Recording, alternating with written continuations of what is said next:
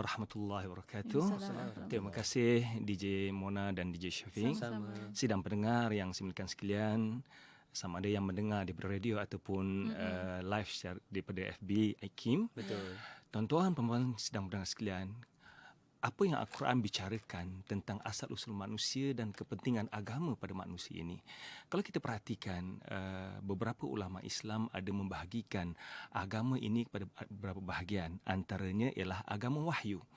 Yang disepakati oleh para ulama tentang agama wahyu ini, kita ada 3 agama yang sepakat para ulama, iaitu agama wahyu, agama Yahudi, agama Kristian dan agama Islam. Dan kalau kita perhatikan agama Yahudi, kitab suci mereka dipanggil Tanakh. Tanakh ni adalah singkatan daripada Taurat, Nabiim dan Kutubim.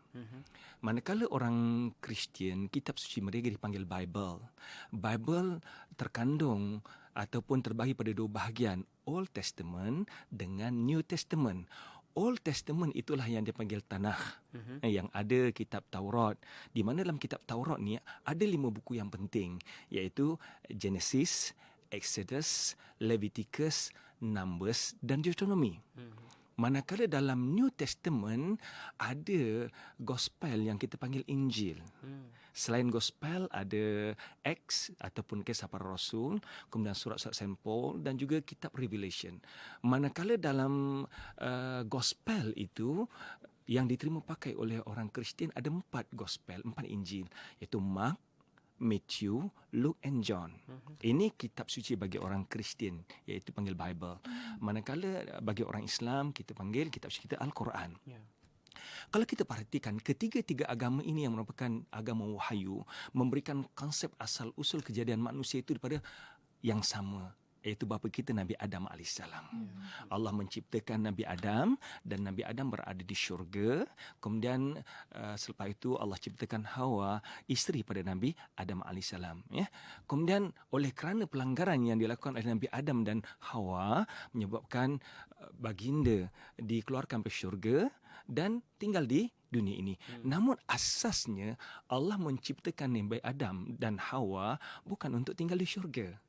Asalnya Nabi Adam memang diciptakan untuk tinggal di dunia ini. Sebab itulah ketika mana Allah menciptakan Nabi Adam alaihissalam, Allah berfirman pada malaikat, "Inni ja'ilun fil ardi khalifah."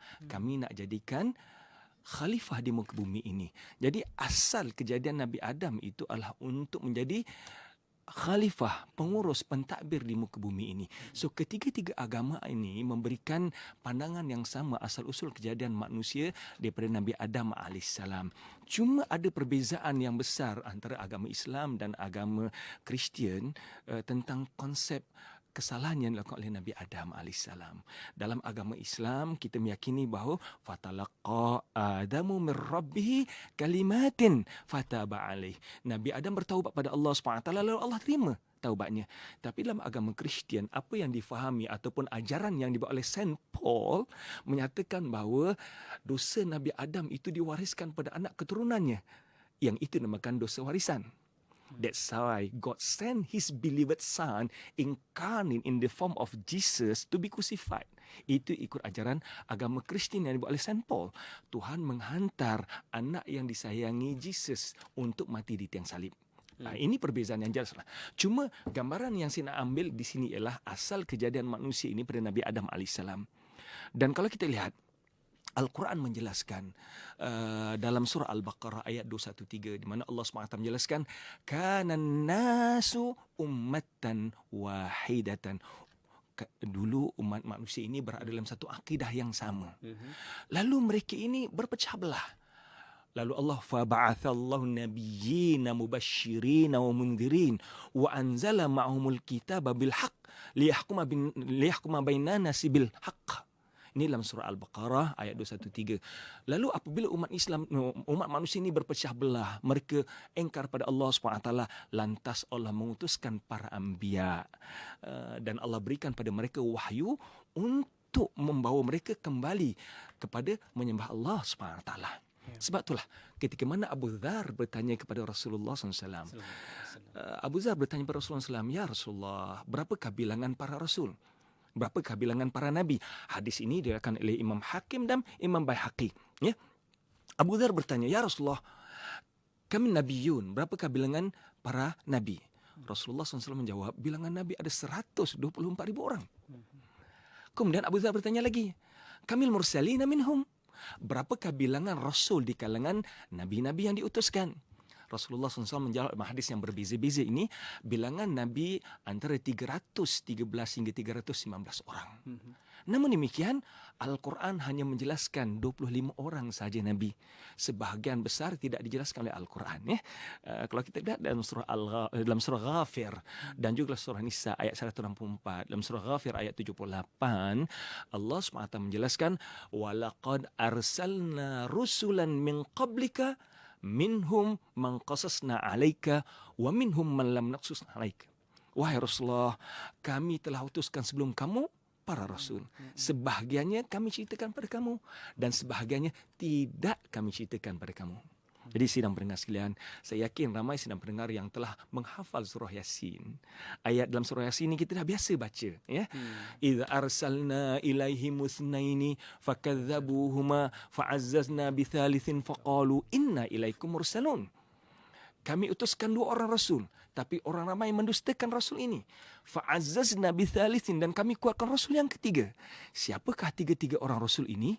Kita tidak tahu. Yang penting, ketiga orang rasul ini bukan di kalangan 25 orang nabi yang Allah sebutkan dalam Al-Quran. Jadi nak gambarkan bahawa bilangan rasul ini ramai. Namun demikian, persamaan yang ada dalam di kalangan para rasul ini, kesemua rasul, 300 orang rasul lebih yang diutuskan oleh Allah SWT membawa 2 misi yang sama, dia Syafiq dan Jemaah, ya.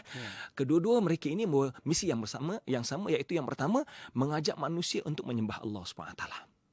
Yang kedua, percaya kepada hari akhirat.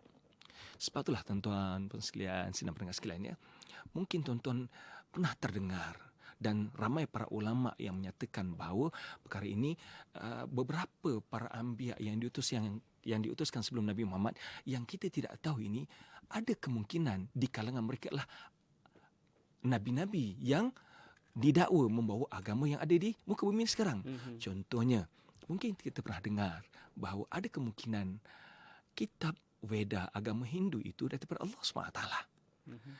Dalam kitab Veda ni ada 4 kitab, ya. Rishveda, Samaveda, Yajurveda dan Atharvaveda. Di mana Dr. Parkash ada menyatakan dalam buku beliau Muhammad dalam Veda dan juga kitab Purana. Dalam kitab Veda dan kitab Purana ada menyatakan tentang kedatangan Nabi Muhammad SAW. Kalki Avatar yang dinyatakan sebagai mujaddid yang ditunggu-tunggu, itu kemungkinan besarlah Nabi Muhammad SAW. Dan satu lagi dalam kitab Purana, satu mungkin saya sentuh sikit ni, ada disebutkan bahawa akan datang Nabi akhir zaman yang ibunya bernama Sumarti. Sumarti ni orang yang jujur. Dalam bahasa Arab maksud Aminah. Dan bapanya bernama Wishnuyas. Wishnuyas ialah the servant of God, iaitu Abdullah. Jadi daripada situ dekat benar bahawa ada kemungkinan ia adalah kitab daripada Allah SWT.